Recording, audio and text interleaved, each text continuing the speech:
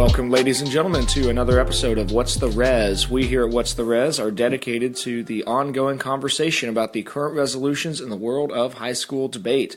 Today, my guest is Zak Doffman, CEO of a company called Digital Barriers. Zak is going to help us discuss the resolution for Public Forum in November and December of 2019. That resolution reads, Resolve, the benefits of the United States federal government's use of offensive cyber operations outweigh the harms. Zak is the founder and CEO of Digital Barriers. He's responsible for the overall management and operations of his company. He founded this business in 2009 in order to capitalize on commercial opportunities within the security, defense, and law enforcement markets. Zak began his career with Anderson Consulting, now called Accenture, before becoming the Group Strategy and Development Director at Dec, now part of BAE Systems. He also writes regularly for various publications, including Forbes magazine. I found Zak because when I was Googling this topic and trying to learn something about it, turns out all of the articles that I found, at least, he had written. And he very graciously answered an email saying, hey, would you like to come on the show? Zak, thank you so much for coming on What's the Res today. No worries, good to be here. Now, Zak, just so our listeners know, help us know with where you are and where you live and all that. So I'm talking to you now from London, so it is not quite as early here as it is where you are. So the company I run is based kind of between here and Reston in Virginia, but we sell into about 50 countries around the world. So it's great to be at home at the moment with my family, but I spend a lot of time in airports and on aeroplanes traveling to see various customers around the world. That is amazing. I don't think we've done one interview with a teenager in England somewhere. My co-host found a philosophy memes Instagram page owner that he interviewed about philosophy. But I think you are the first professional and certainly the first CEO we've interviewed. So this is very exciting. Well, Zak, tell us a little about your company and what exactly does Digital Barriers do? How did you get involved in this? Have you always been interested in cybersecurity concerns, or just give us a little bit of your story? So the business that you talked about before, Dec, which was sold to BAE Systems, that was a pure play cybersecurity business, working into UK, US governments, a few other places around the world. In essence, doing electronic surveillance in a both offensive and defensive cyber world. That business was sold to BAE Systems. So that is where my interest, if you like, in cybersecurity comes from. The business I run today, Digital Barriers, is less of a pure play cyber business, although that is obviously a component. We're an advanced surveillance business. So what we sell is video surveillance technologies, artificial intelligence that can sit on various types of edge devices. And our kind of remit is to get intelligence from the edge, as we call it, to where it's needed in real time. So our customers, who in the main are government agencies and law enforcement agencies, can get the information that they need. And that means that we operate in a very secure environment. We're expert at how you move that kind of information over wireless networks and how you ensure that you can narrow down what's out there so that you focus only on the important things. So my interest in cyber kind of spreads between the various areas I've worked.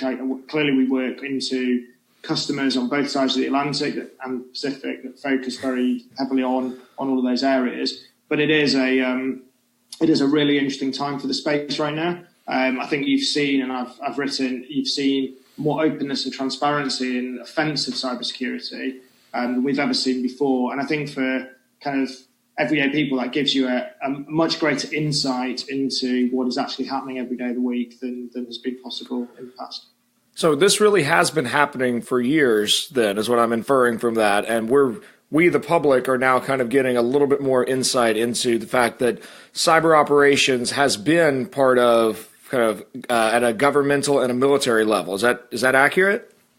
It is, and I think it's really, cybersecurity is all about semantics, and you have to be very careful. So cyber is a bubble. It's been a bubble for some time now. And what that means is that anyone who's doing anything in information security will use information security terms interchangeably with cybersecurity terms. And that has really obfuscated what we're talking about now. So cybersecurity really breaks down into probably three areas. Most of it has got nothing to do with cybersecurity at all. It's bog standard network hygiene, housekeeping, information security, so keeping people safe. And I include in that, protection against data breaches and the likes, which isn't really cybersecurity. It's just, putting a sensible password on your database and ensuring that your network is protected.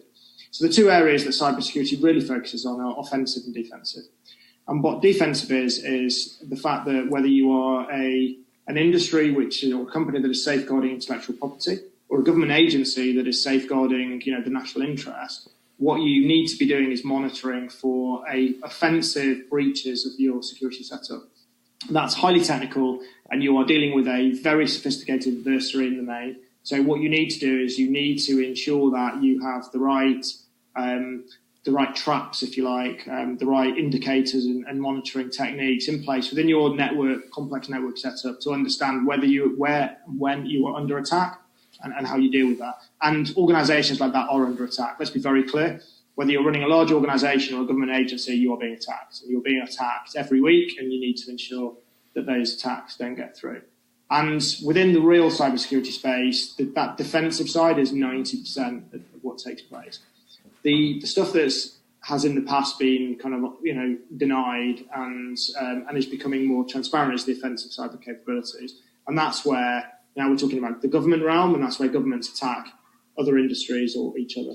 And what you're seeing there is the game of chess playing out between the US and its allies, and then various threat actors, be they Russia, China, or North Korea, and increasingly Iran as well, actually.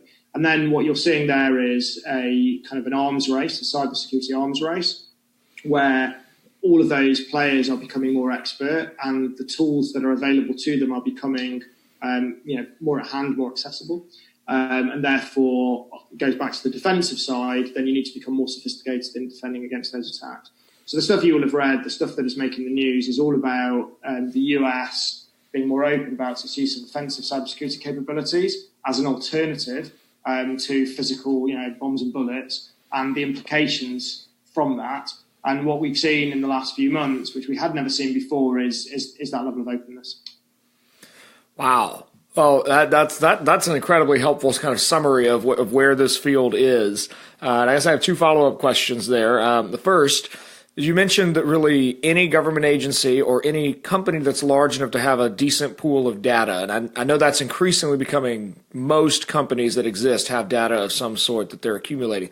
Who is doing the attacking? Are these local cyber pirates? Are these organized gangs? Is this anonymous? Are these international bodies? Who does the attacking in terms of both companies and governments?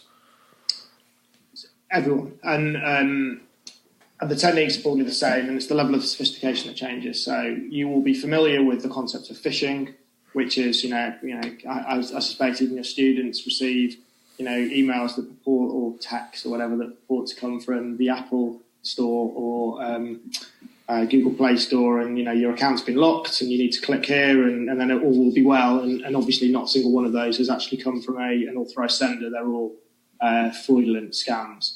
So that is basic phishing, but what the attempt is to steal the credentials of a user and then exploit those. Now, beyond that, you get into what's called spear phishing. So that is targeted, directed. So then it would be much harder for you superficially to find out or to work out that's a scam. And that might, come from someone that you know, or appear to come from someone you know, or it might be focused on a subject that is important to you. So you might receive an email from a teaching standards body or from the school, and it will tell you that, there's a report that you need to read, and it will send an attachment or a link, and the link will look like it's in, Google Cloud or Dropbox. You'll click it, you'll put in your password, and then suddenly they've got your credentials, and then they will try and work out where they can apply those credentials. And then beyond that, you get into even more sophisticated realms where you will have people that will set up fake accounts. We've seen it recently with research bodies. So you'll set up a fake account that appears to be a research institution. You'll run that, you'll make it look nice and real, and then you'll start to reach out to the community with a view to stealing information and credentials. Now, there are basic fraudulent threat actors that are doing all that for profit, because what they're trying to do is get your credentials, and then they could, for example, either try and tap into steal stuff from you, or increasingly they might use your platforms to contact people you know, because then it becomes even more credible because you're contacting your friends and colleagues, and then the scam emanates from that. Then what you see in the kind of the grown-up cyber world is basically the same techniques but just done better. So what we've seen in the last year is we've seen increasing use of mobile applications that are set up by state-sponsored threat actors, be they from Iran or China, where in essence what they're doing is they are encouraging, they're targeting people that work in certain industries and certain places. They'll get them to put something on their phones, and then they're kind of inside the fence. Increasingly, we use our phones on the networks run by our employers. So then again, you're gaining access in that way. The challenge for all of us, anyone particularly works in an industry that's kind of sits within the national interest or has access to information that's in the national interest, is the level of sophistication has got way beyond the stuff that you'd spot immediately, and we all kind of quite patronising in terms of our views of people that might fall for these basic Apple or Google scams. What we're seeing now is a level of sophistication that's quite hard to tell, and that has become the danger. And what that's opened up is a much more widespread view as to the implications of the amount of information that is immediately accessible when you can grab the credentials of a victim who sits within a particularly strategic place. When you get into the kind of the top table, the really grown-up world, then obviously all of the defences sit around that. So everything's fire-gapped. I can't put an app on the phone of someone who works at an intel agency and expect to get access to intel systems. It doesn't work that way. And that's when, again, stuff that I've written about in the past is, and what's not that well understood is most cybersecurity, really nation-state cybersecurity offensive campaigns have a physical dimension. And what that might mean is that you are compromising an individual. So you might use social media to compromise an individual who has access to certain places or locations, or physically you may actually go into a location in a foreign country with a thumb drive or whatever else, and you might actually try to access information or pull information into systems that way. So then we're in the proper grown-up territory at that point. Sitting across all of this is this concept of social engineering, which I guess you'll be familiar with, and I assume your students as well. And social engineering is the kind of psychological manipulation en masse of victims such that you can anticipate how they will respond to things and try and monitor and modify their behaviour. You're more likely to respond to something on your phone from a friend than from an organisation you've never heard of. You're more likely to respond to a WhatsApp or an SMS message than you are an email. You are more likely to download an entertainment app than you are something for business purposes, whatever else. So what we've seen with social engineering is the propensity for attackers to think harder about how they can get the response they need from a specific victim or from a range of victims. And again, it becomes much harder for you as an individual to spot it when it comes in and do something about it. Instinctively, we want to click. The final point in all that, and I think this is the real issue, whether you're government or commercial right now, somewhere between 99 and 100% of successful attacks have a human dimension. And what that means is that gone are the days really where something will just be done in an automated fashion. No one knows it's there. It kind of goes in and the system accepts it and the attack takes place. Somebody somewhere has clicked or installed or downloaded. And that really puts the onus back on the individual, on training, on awareness, because the systems, the defensive mechanisms have now been put in place that can protect against the stuff coming in. What you can't protect against is the inexperience, lack of training, or sometimes it has to be said the stupidity of an individual for just wanting to click the link or download the application. And that's a really hard problem to solve, because you can put all, Google and Apple and others can put all the defense mechanisms in place that you like, but ultimately if a user is going to click a link, they're going to click a link. Wow. So it really, then this is not kind of my mental picture of this is probably more shaped by TV shows than anything else. But it's of people sitting in a government building somewhere on computers, and they are somehow hacking into another system. But that's not what you're describing. You're describing something that's much more about, can I get a foreign government's intelligence officer to somehow download this app that as soon as he downloads it, we get access to his data and his information? Is that really the essence of this? Or is this also involved with kind of trying to collapse any kind of internet connected system in foreign countries or something of that nature as well? So yeah, two different questions. If we deal with the first one first, I mean, the kind of brute force attack where you're kind of, just throwing every possible combination of letters and numbers at a login site, and eventually you'll get a password. And, we see lots of stuff written about how terrible passwords are. And, we've all got, names of soccer players or, mummy123 or whatever we do. Fine. In the sophisticated side of the world, we're a level up from that. There is, significant effort put into the theft of credentials and to access systems. So yeah, you will have people sat in basements that will be targeting systems, that will be writing code and all the rest of it, but they've got to get those code into the systems that are being targeted. And usually that involves some kind of credentialized access into those systems. Those credentials are stolen or compromised. They are stolen by a cyber campaign, or they're physically stolen, and that's how you do that. And sorry, I've now completely forgotten your second question. Oh, well, so at least my understanding is that part of this also involves the ability to target another country's internet-connected systems. Is that also part of the cybersecurity, cyber operations world? Yeah, so we absolutely. The internet in of itself, so the internet means nothing. What is important are critical infrastructure components that are connected, that you can access remotely.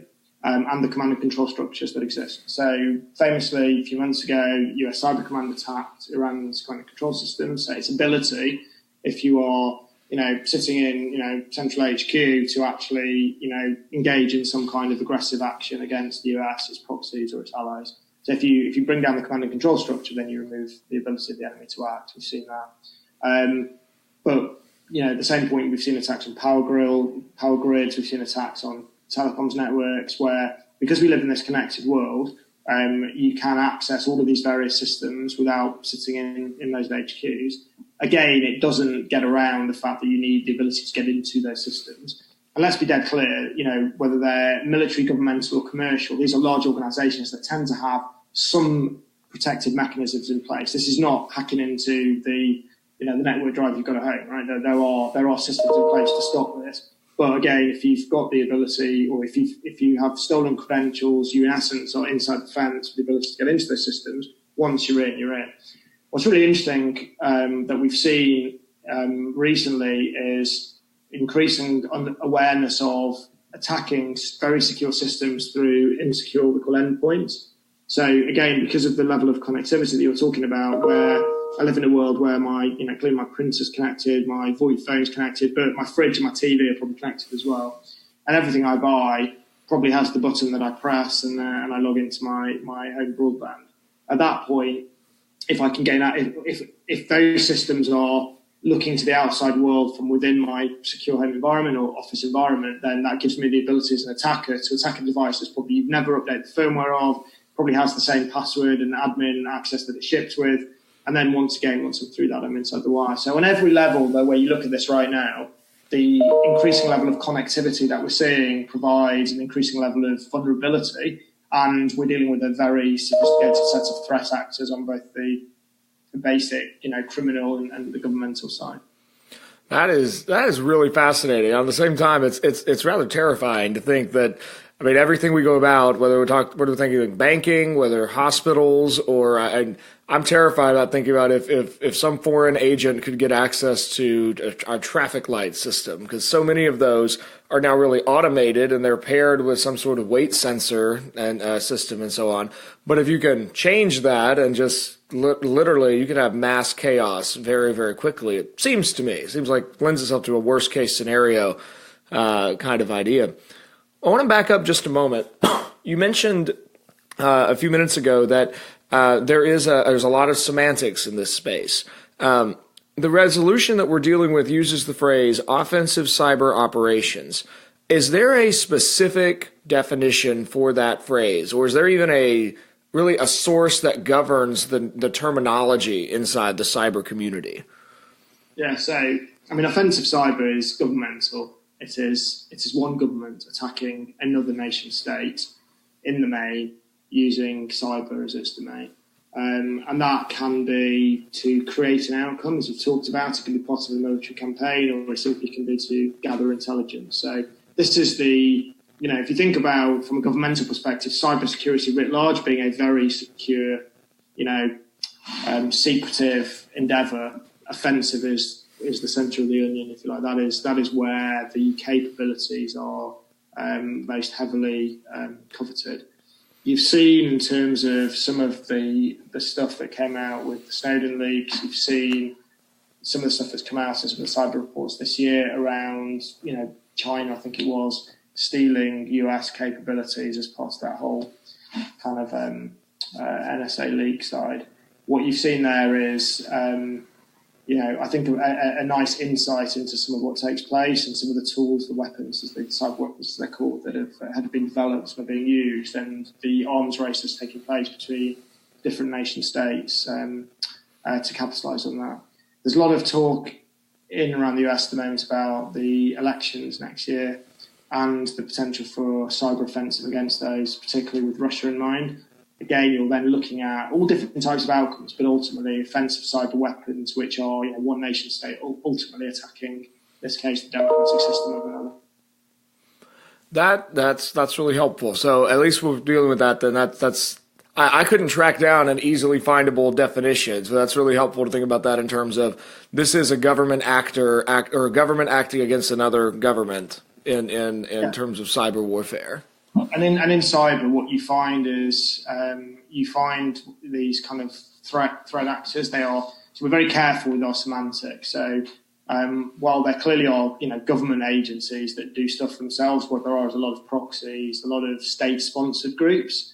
So you'll see in China and Iran and Russia, you have these kind of persistent threat groups where what they are is they are working for an agency, but ultimately they operate as a little startup team, a little independent team that is working at the behest of an agency, but doesn't kind of have government credentials and turn up to work inside the fence and go through the security layers. It's kind of off-site, and those are the real threats that we see right now.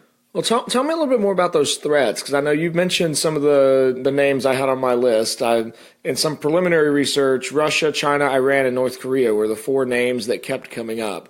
Where are those countries in terms of their cyber warfare offensive capabilities? Does the United States government need to be concerned about those? I mean, are they real threats, I suppose is what I'm really asking.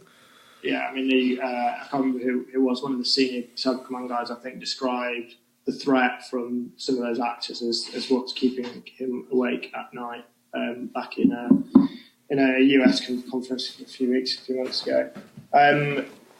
They're all different. I think the real threat comes from Russia and China, to be clear. So Russia and China are tier one, US is tier one. You've got other places like UK, Israel to an extent that are tier one as well. What you've got in North Korea and Iran are new additions to the team, if you like. They are a level down, clearly dangerous, less sophisticated. They just simply do not have the same scope of operations that we see in Russia and China. Russia and China are very different. It's quite interesting. China's very much, you've seen allegations of IP theft, particularly against the US and its allies. You've also seen kind of the theft of military technology and military know-how. But China is these days best known for using offensive cyber against, dissenting parts of its own population. We saw the big disclosure 2-3 months ago around the use of malware-laced websites to attack kind of the Uyghur diaspora, and we've seen lots of stuff in Hong Kong around the protest there where there's been allegations of use of cyber capabilities to try and tap into what's taking place there. There's clearly that in Russia, but Russia is far more systematic in terms of its use of the cyber domain to attack foreign countries with misinformation, fake news, attacking elections, making use of social media. So if there was, I think, China has a huge state-backed operation. Russia is probably a more worrying threat because of its, propensity and willingness to use it to undermine, Western way of life, put it that way. Where, Russia was the allegations of Russia behind any interference in the US presidential election 3 years ago, in the Brexit election in the UK, clearly talk about Russia potentially interference in the British election that's coming up at the end of this year and the US election next year. And then what you're seeing there is the ability. So Russia is better or more sophisticated than anyone else, I believe, in terms of its use of broad-scale internet connectivity, social media, essentially, and the data that's collated through that, and turning that around into a way to attack those countries. I don't think we've seen lots of other countries peddling that, using Facebook and Twitter and other platforms. Everyone, Iran, Saudi Arabia, Egypt, it's coming from everywhere. But Russia has turned it into a fine art, and that's really hard to deal with. There was a report that came out a couple of months ago which talked about just the extent of the Russian offensive cyber capability, the ability to attack the elections or critical infrastructure in the US and elsewhere. And what was really interesting, and this kind of gives you a good indication of how sophisticated the threat has become, is the inference of that report was that the way Russia has set up its architecture is that it understands that if you catch an attack using a particular type of weapon in one place, then if other threat groups are using the same core tools, then you know what you're looking for. There had been kind of these fire gaps between all of these various threat groups so that you could come at, or you could mount an attack from different directions. And if you stop one, you didn't have any intelligence that would enable you to stop one of the others. And that's extraordinarily expensive, because it means that you're replicating all the various tools ground up, but unbelievably effective, because it's very hard. It's like, if every single one of your soldiers is dressed in a different uniform, then how are you going to work out who's fighting for which side? And that was the inference. Conversely, we've seen some implications in China where they are being a bit more cost effective, like they're stealing tools and trying to do things without expending the same level of investment when they're looking at their offensive capabilities. What a world. What a world. Well, let me shift gears just a little bit to thinking a bit more strategically in terms of how can students make arguments about this resolution?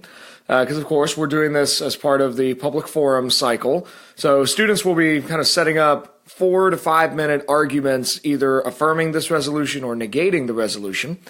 So help me with what arguments you see in affirmation of this resolution, where really the benefits of the U.S. use of cyber ops outweigh the harms. What increase of benefits do you see for the U.S. kind of moving more obviously into offensive cyber operations?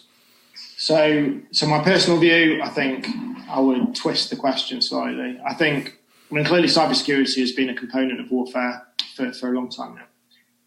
So what we're actually talking about, what's changed, is two things. Firstly, the transparency, as I talked about before. But secondly, what we've seen this year, which we haven't seen before, is a level of integration between the cyber domain and the physical domain. So we saw that in two places most prominently. We saw that in Iran, where the Iranians allegedly attacked a US drone, and the US responded with a cyber attack.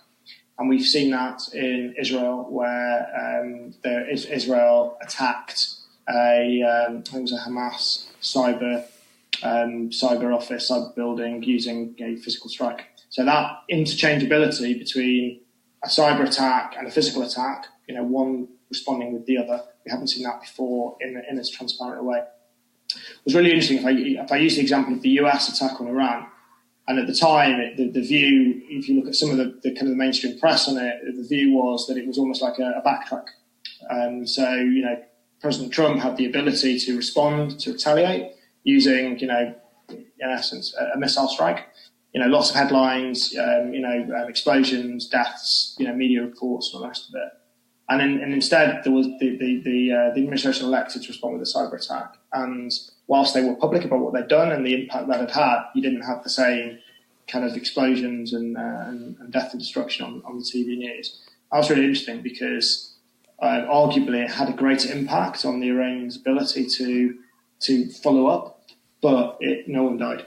And that gives you a sense of the positives in terms of the use of cyber as a proportionate response to a physical attack. You can actually be smarter rather than just blunt in terms of how you respond to that. But I think, the shift that all countries are taking right now into ever greater levels of connectivity and reliance on advanced systems puts us into a place right now where we are more vulnerable to those cyber attacks.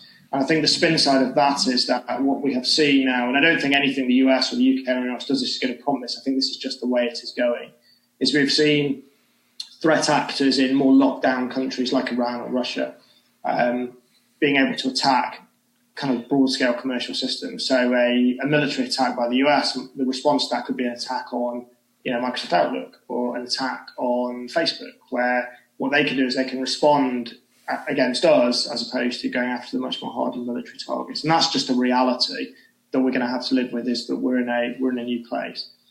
And I think the final thing on that I think people should take account of is new technologies, the increasing use of AI, the increasing use of automated tools within a battlefield environment, and where some of these decisions are going to be taken. And I think you have to look at the whole thing in the round and take a view that, there's a concept of the Internet of Battlefield Things, which is more autonomous fighters, if you like, within a battlefield environment.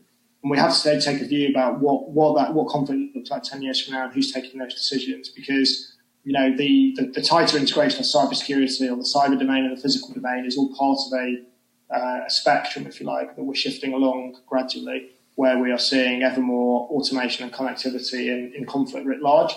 And ultimately, we're going to see decisions taken out of people's hands and put into the hands of those very complex machines.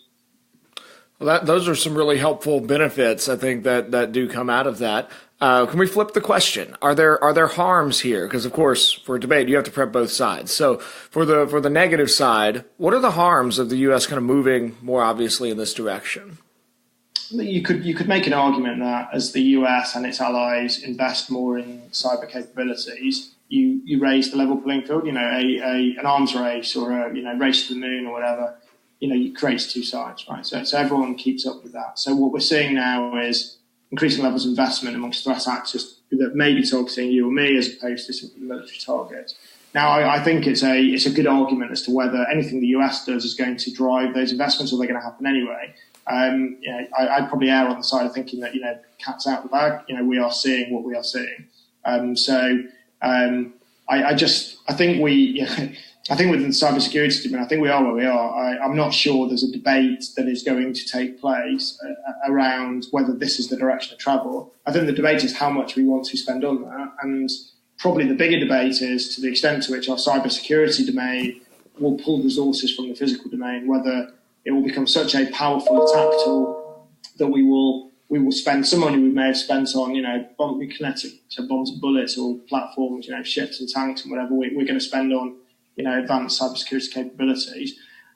Because what cyber does is it creates a level playing field, if you like. It is far easier for Iran, if you like, to catch up with other countries in cyber than it would be in physical weapons, which are just expensive, and you need to get them from somewhere, and you need to overcome kind of export controls and the rest of it. It's much easier to get hold of these cyber tools.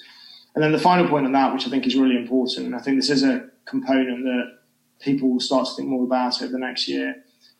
If you look at, say, conflicts in the Middle East, where you have Russia, China, even to an extent, and obviously the US piling in, it's very obvious, right? It doesn't matter whether they're contractors or serving military personnel. If you've got people training troops on the ground, you can say, it's there. If you have Russia or China sharing cybersecurity tools, capabilities, know-how, code with other threat actors, with proxies or other nation states, it is really hard to work out that that's what's happened. So, and as I've written, I think, the real danger right now in the cybersecurity domain is in the Middle East. It's in and around the standoff with Iran, not particularly because Iran has such devastating capabilities in of itself, but because you've got Russia and China around the edges of that, and within the cyber domain you have the ability for international collaboration against the US and its allies that you just would be really hard to defend against and even to detect. And that, I think, is a component that we're going to see more of moving forwards, where you see almost like this cybersecurity benevolence, where it's not just sharing satellites and, missiles and planes. What you're seeing is cybersecurity know-how shared. It only happens already, but you're going to see more of that. And that, I think, is a really interesting threat, because if all your proxies, if all your, rogue states and potentially some of your terror groups have access to some of these nation-state cyber tools, that takes us into a different place. It really does, and I think the so far the most persuasive arguments I've seen on they basically are the same kind of arguments people have run for years against increasing military strength and increasing the size of the military, which I think what you've said makes sense, that we're in a position where contemporary warfare involves a cyber element, and there's ways that may be a benefit to modern war. But it's not as if we can really engage the debate about should we have warfare in this way. That decision seems to have been made for us by our opponents in the struggle. So the question becomes, to what extent will we engage in that? It does seem to me, I'd not thought about, as you were describing, the ways that social media gets kind of roped in to as really the field of combat in some of this. I've not thought about. I wonder if one of the harms there might be something about kind of increasingly moving warfare into a private space, as opposed to being kind of the older medieval idea of war is always done by known combatants on a battlefield, whereas now we have physical battlefields running through cities and civilian space, and now even in parts of the internet that have or at least presented as if they are public common spaces that people interact on. And people, at least generally, I think, assume the folks they meet in over Facebook or Twitter or something are genuinely, are sort of who they present themselves as. But we're in it's maybe Aldous Huxley was right, and it's just a brave new world all around. And then people are more aware than they've been in the past in terms of the fact that you're talking to a real person on social media, and there are lots of dimensions in what you've just said. If you want to compromise military personnel, they're all when they get off the ship, they're all sharing photos on Instagram and putting stuff on Facebook, and you've got threat actors looking at all that stuff. Conversely, if you're a Western threat actor, you want to compromise individuals in Syria or Iran, then ironically social media becomes a good mechanism by which you can do that. You saw some of that with the Bellingcat investigation into Russia, and the exposure of the GRU guys, the script poisoning guys, where they were able just through social media to just work out who the GRU intel guys were, just by posts and pictures and all the rest of it. And in a world with, facial recognition and AI and all the rest of it, it's actually, a really interesting dimension that once you compromise people, and social media is a good place to compromise people, once you've got them, you've got them. Well, Zach, thank you so much for coming on the show this morning. I'm keeping track of our time, and I'm afraid we've only got time for one more question, and I'll have to wrap us up. But you've mentioned AI several times. I know as I was reading through your bio that I think I saw the phrase edge AI technologies is one of your areas of interest. This may not be something you're interested in, but if you are, I'd love to hear your thoughts on it. Could you speculate for us where you see AI technology going in the next 10 years? Well, everywhere, I think, is the answer. All AI is giving a machine the ability to make a decision that a human could have made, to digest information and make a decision based on that information, whether that is interpreting speech or traffic patterns or a pedestrian running from a car or a military strategy or whatever else. And what we're seeing is just such fast advances in that ultimately AI will be able to certainly outthink for pace humans. It won't be as creative, but it will be faster and clearly unlimited in scope.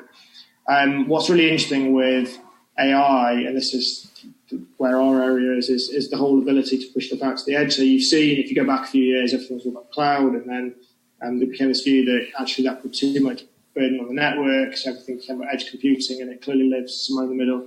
What Edge AI says is you need to be able to run some of this intelligence out in the field where decisions are being taken, and you need to do that in a networked way.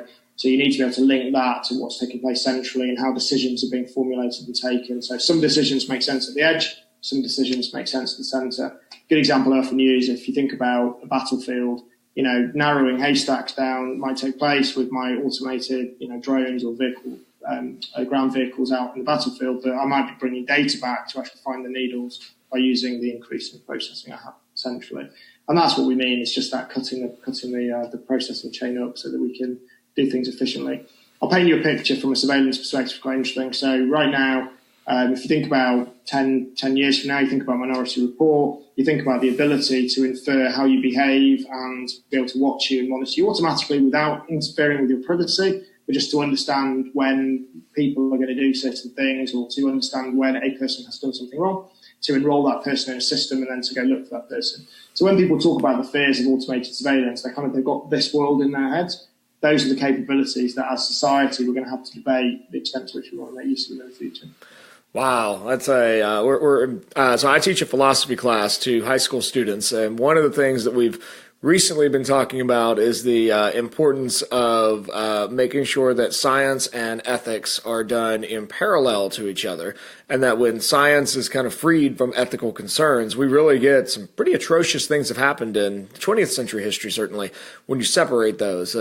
It sounds like I'll be interested to see if our ethical reasoning about the usage of technology parallels the growth in technological capability over the years. But we'll see. Well, Zach, thank you so much for joining us today on the show. Good to speak to you. Enjoy the day. All right, ladies and gentlemen, you've been listening to What's the Res with our guest, Zak Doffman. Zak is the founder and CEO of Digital Barriers, and you can find him across various social medias. Zak, I'm sorry, I meant to ask you, where can people find your work? I didn't get your handles down. They can find my writing on Forbes. So if they just look me up on Forbes, I'll find that. And then I'm on Twitter at UKZak. Wonderful. So, ladies and gentlemen, we hope that this is a help to you as you are preparing for the November-December Public Forum topic. And do give us some feedback and let us know how this episode helped you. You can email us at whatsttheres@gmail.com. You can also find us on Facebook, Instagram, Reddit, and Twitter. We're on Reddit, Instagram, and Twitter with the handle at whatsttheres_. And you can find us on Facebook at facebook.com/whatsttheres. And of course, please don't forget, just in case you need more debate in your life, you can also find our premium debates. You can find those at our website, www.whatsttheres.com, and you can click the banner there where each month we release a premium debate episode. You can access those for $3 a month or $30 a year. We hope that this episode is a help to you, and we'll be back next time to continue the ongoing conversation about the current resolutions of the world of high school debate. Until then, work hard, speak well, and seek the truth.